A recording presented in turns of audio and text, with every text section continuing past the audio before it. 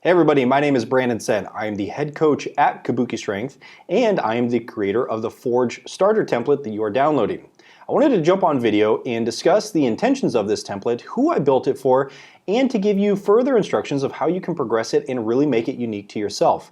Now, if you've been following us for a little while, you probably know that we've never produced a template in the past, and that's for good reason. We really prefer to work with individuals one-on-one and really have more control over their progressions and have a really hands-on approach to coaching and program design.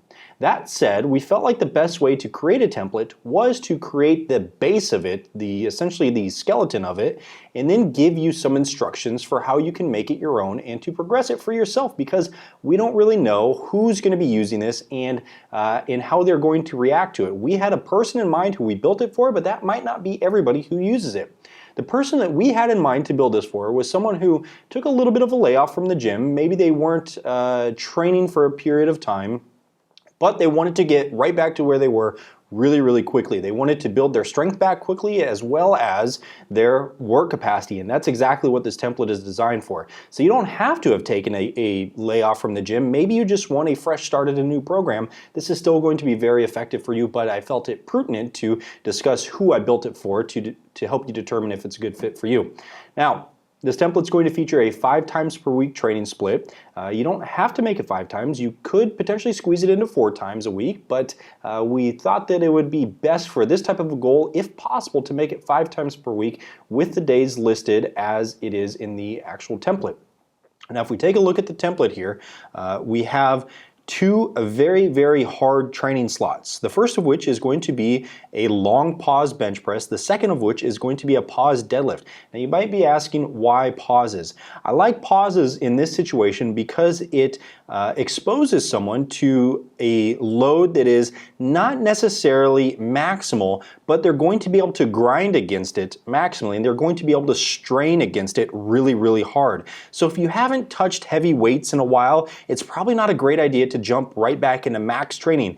But if you want to kind of underload that and still strain really hard, pauses are a great way to do that. So your 2 main strength slots that you're going to have is a pause bench press and a pause deadlift. Now the reason you don't have a third strength slot of a pause squat or something similar is because your squat training is going to have a very high frequency at 3 times per week. So your stimulus from that is already going to be fairly high, and that's where you're going to get the majority of your work capacity type training. That said, you should still be able to go really heavy in that pin squat slot, and you should be able to push your front squats pretty heavy.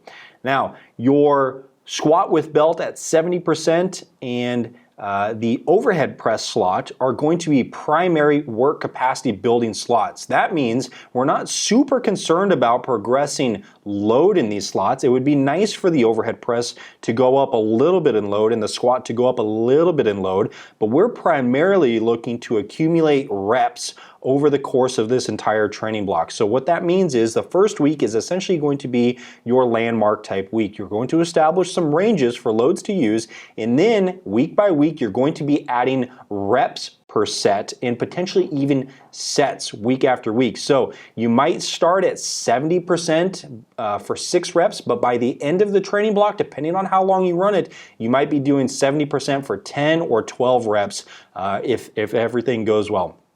You could potentially adjust 70% up or down depending on how well you can tolerate rep work. It seems like everyone's a little bit individual there, so it might be more appropriate for you to start at 73% or maybe even 67%, but that might be a little bit low in my opinion.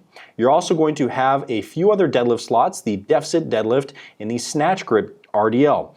Now, the deficit deadlift, we chose that because it's a nice mix between a very hard variation, but because of the extra range of motion, is going to make it very appropriate for building a foundation for your regular deadlifts.